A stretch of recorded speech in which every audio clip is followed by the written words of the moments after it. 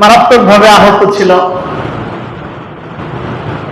সে রক্ত দেওয়ার জন্য আমি ছুটে গিয়েছিলাম এবং রাস্তায় যারা আন্দোলনের সহপাঠীরা ছিলেন রাস্তায় তারা ছিল।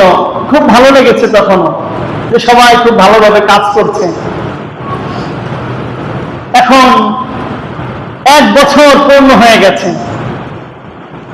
সময়গুলো এখনো মনে পড়ে। আজকের এই দিনে বলি, প্রিয় ভাইয়েরা আমার, এই দেশটা আপনার, আমার, আমাদের সবার, ঠিক কিনা? এই দেশটাকে নিয়ে আর যাই করেন দেশের মান সম্মান ক্ষুণ্ণ হয় এমন কোন কাজ করেন না, এমন কোন কাজ করেন না। আবার কোন স্বৈরাচার নতুন করে মাথা তারা দিতে পারে সেই সুযোগ তৈরি হয় এমন কোন কাজ আপনারা করেন না। এই প্ল্যাটফর্ম তৈরি করার জন্য এক একজন এক এক জায়গা থেকে মেহনত করেছে। কেউ মঞ্চ ময়দান থেকে মেহনত করেছে, কেউ কথা বলে মেহনত করেছে, কেউ রাস্তায় থেকে কেউ মেহনত করেছে, কেউ গুলিবিদ্ধ হয়েছে, আমার পরিচিত অনেকেই আহত হয়েছে। তো এই জন্য সকলেই এই দেশকে নতুন করে সাজানোর কাজ চলছে। কেউ ভাগাভাগি, কাড়াকাড়ি, মারামারি, অনেককে দেখে আমার খুব ঘৃণা লাগে। দেশের এই বাজে অবস্থা, এর ভিতরে যার যার ভাগ বাটোয়ারা নিয়ে মেতে আছে না নাই? ঝামেলা হচ্ছে, দেখলে খুব খারাপ লাগে। এইগুলো কেউ না করে দেশের জন্য মেহনত করেন, দেশের জন্য কাজ করেন। এই দেশ সামনের দিকে আগায় যাবে এই প্রার্থনা আমরা সকলেই করি, ঠিক কিনা?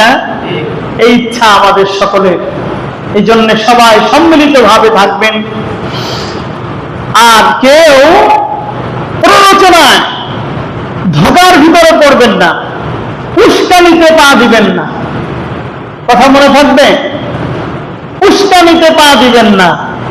এই দেশকে আবার অস্থিতিশীল পরিবেশ তৈরি করার জন্য দেশের ভিতরে লুকিয়ে থাকা, ঘাপটি মেরে থাকা কিছু কিছু মানুষ মারাত্মকভাবে চেষ্টা করতেছে। 1 নম্বর কাজ শুরু করেছে, আলেম ওলামাদের নামে নতুন করে ষড়যন্ত্র আবার শুরু করেছে। দেশের ভিতরে অরাজকতা তৈরি করার জন্য বিভিন্ন জায়গায় প্রশিক্ষণ দিয়ে দেশের মধ্যে নৈরাজ্য সৃষ্টি করার পায়তারা চলছে।